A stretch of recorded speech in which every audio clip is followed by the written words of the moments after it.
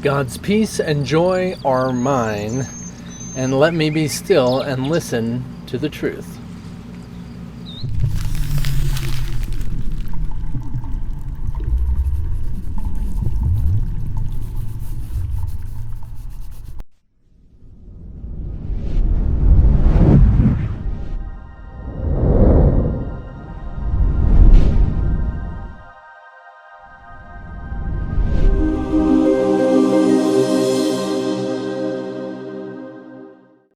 This is making sure that we come back and recognize that there is an ego going on here.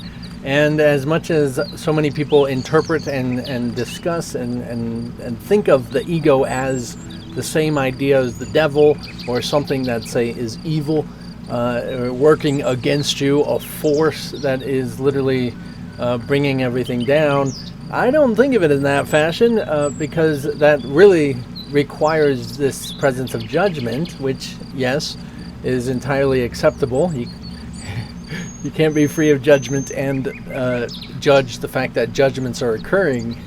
So in the sense of recognizing it, it goes in the same way of the ego is just a mechanism, a tool that makes it possible for you to experience the world. And so it will always be telling you what you need to do to survive in the world and what you need to do to maintain, say, what is your health and your kids' health and everything that seems to be with the world. It will tell you exactly what to do to maintain or to stay in the world. It does not know about anything outside of the world. It literally is an aspect of the world and is, say, that mechanism of that device in which you can think through and experience the world. You cannot experience the world in this fashion as a physical reality without this presence of the ego. So brush aside all this idea of guilt that people like to put on the presence of the ego and project a bunch of different ideas on it itself. Really just attempting to maintain and keep you in the world. But as far as taking this seriously and what this is about today, and remembering that going down into this silence and listening to the voice of God, did it even say that you're the mighty voice for truth? As I didn't use the word booming like I seem to always remember it, the booming voice of truth. Now, a lot of people actually call it the still small voice. I was raised with recognizing in that fashion, and I would differ from that. However, it is entirely a still small voice, while the ego is a loud, booming voice.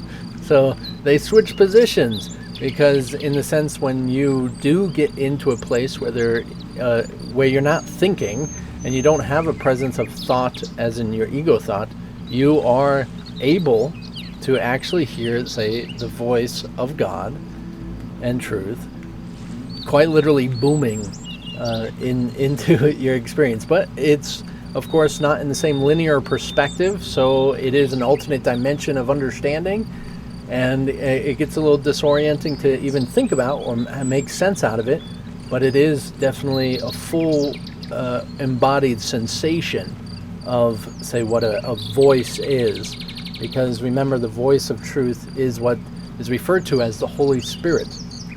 But if you understand what the Holy Spirit is, as I've tried to explain it many times, and always do, and will do again and more, until you experience it, it's a little arbitrary and confusing, but the holy spiritual universe, and I add the universe on there so that it makes it a little bit more sense to keep it from being this sense of an identity, as it so easily and has been distorted into, say, this idea of a ghost, the Holy Ghost, a complete fabricated idea of separation. And so we just want to emphasize and recognize that the Holy Spiritual Universe is the totality of all the illuminated and transparent holographic representation of the universe. It is energy of all that is, and that is the only force that exists.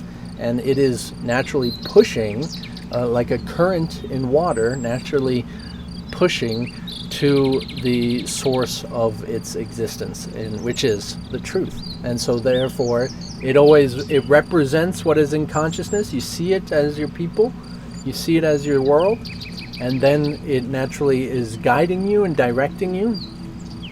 And so you have to be able to stop the free will thinking, independent free will thinking, and then you naturally recognize that voice of truth, say, pushing you along in that natural current. It's a natural current. It's not so much of an identity or a conscious self, but you are, and so you can experience it in that way, just like you can experience the Holy Spiritual Universe literally in any sort of way that you ever desire, and anything you're actually committed to. You're fully committed to this physical world, and that's why you're still here experiencing the Holy Spiritual Universe as physical. So it's quite a journey, and you're on the right path. It's exciting.